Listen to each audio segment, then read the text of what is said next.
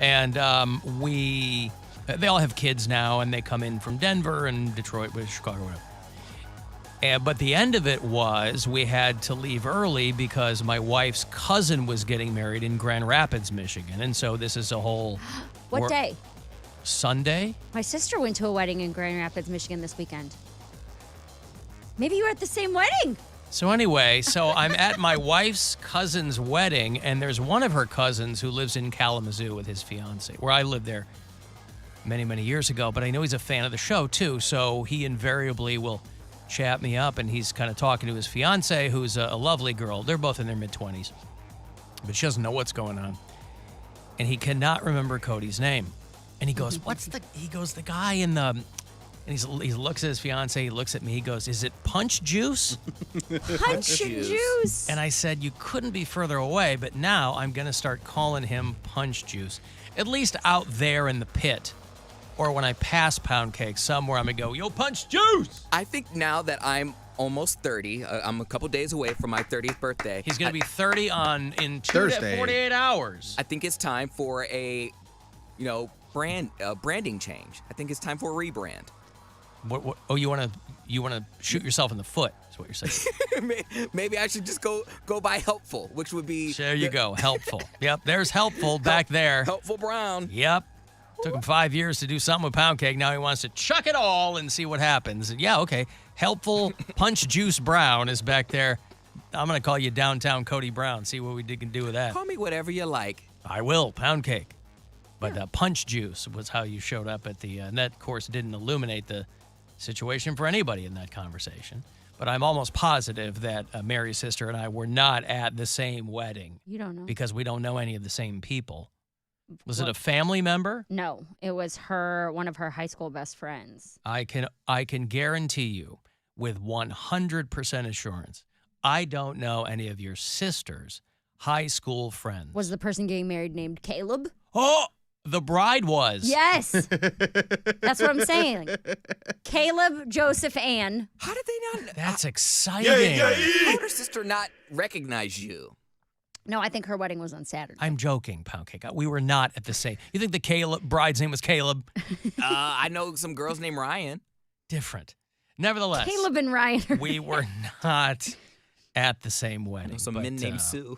But there's a lot more going on in and I know we have Bureau Chiefs there, and hello to you. There's a lot more going on in Grand Rapids, Michigan than there was when I lived in Kalamazoo, Michigan. Grand Rapids was basically a little bit of a bigger cow town back then, but they've done some things to it. Anyway, who cares? You want to join us telephonically? I think everything's working today. That couldn't have been said this morning, but I think everything's working. See, now we're flying by the seat of our pants because we've had this on-site engineering team who came in, and they've been living in hotels for months putting these studios together. They finally went home to wherever they're from. Some of them are from Nashville, some from Minnesota. They've all gone back whence they came for Labor Day. And so now, whatever happens, we're at the mercy of, I don't know what we're at the mercy of. We just if something happens. Take a picture of that QR code over there. There you go. We figured it scan out us. ourselves. That's right. We're all deputized as engineers now, and we'll figure it out. But if you'd like to join us on the phone, 216-578-1007 or 800-348-1007. You can, I'll see your texts as they come through, 35192. So thank you Something for those. is up with our phones. I just want to say it's not me. So they're not working. Sure, it's not you. It's not me. They keep switching over to TAM for whatever reason. So Okay, I have them on MMS in here. in here, but I can't screen them. I have to keep changing it to WMMS for whatever reason. Okay, well, keep doing that. I will, but Yeah. it just pops over periodically, and I don't know why. Does that mean that our callers would get put through onto TAM? I don't know if we would get callers. I think I would be getting TAM's callers. We would, yes, if we weren't That paying. could be fun, too. Yeah, It's there gonna you be go. Dick from Dayton either way. Either way.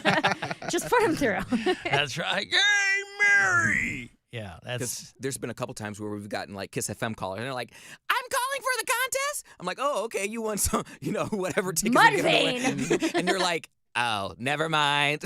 I'm like, "Wait." Hey, listen, back in the old spot, I used to love doing Tumbleweed Dan because we'd get all those. We had a huge burst of wrong numbers from around the country. I don't know if they were doing phone line. I don't know what it was, but it was probably a couple of years ago with the old studios. And we had like a couple of weeks solid of constant wrong numbers. People who thought they were calling a radio station to win something, but it wasn't us, and it wasn't Cleveland. We were getting callers from Florida and, all over the place. So that was fun. But, it'd probably be Dick from Dayton. By the way, I would have thought coming down here to make our new home down here on Euclid Avenue, I'd hoped that any protests in front of our window would have been in response to us moving here. But there's a picket line all morning long protesting. The IUOE guys are out there protesting Cleveland Construction, I guess, which is erecting a massive high-rise on the other side of our studio wall. I don't think there's anyone there today. There's probably a holiday weekend. The site looks pretty... They take off. But did you go out there? There were protesters. They got everything. They got they don't do sandwich boards anymore, but they got the cardboard. It's probably more cost effective. They got that huge inflatable rat. They get a generator and the inflatable rat every time somebody's protesting like union, non-union gigs or whatever it is. I don't know what they're protesting. I just saw them walking back and forth the window this morning when I went to go stretch my legs earlier. They had the huge inflatable rat, which is awesome. See, back in the day, I would have thought that was like for an album release party. They should throw up for the band Rat. Inflatable buzzard with the football. Yes. Throw that up there in support. There you go. In solidarity. Yeah. I don't know what they're I think it's probably like a non-union site, or I don't know what the hell they're doing. Certainly not looking to get in the middle of that. But I thought that that was the last thing I expected to see this morning, because it was pouring rain this morning. And these guys are out there wearing their pieces of cardboard. Dedicated. I wish I had been here early enough to see them inflate the rat, because it's huge. It's one of people have seen these before. I like to think they didn't have an air compressor, so they're all just taking turns like... Yeah. Like, I've been a smoker for 30 years. I can't do it. Yeah. Like me at the lake on the weekend. We had 19 people in a house, 7 kids. Nice. And we're down at the lake. And for some reason, any pump anyone had to blow up a floaty or an inflatable or something never worked. So there's AC on the end of the deck. Give myself a migraine, blowing up my kid's floaty. You know why they picked you, Alan?